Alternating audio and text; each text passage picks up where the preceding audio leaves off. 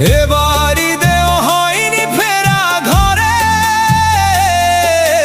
প্রিয়জন ছাড়া ঈদ কাটে মোর একলা অচিনপুরে। নিঃসঙ্গতা কুরে কুরে খায় তবুও মুখে হাসি, আমি যে প্রবাসী, আমি যে প্রবাসী। সবাই ভাবে প্রবাস মানে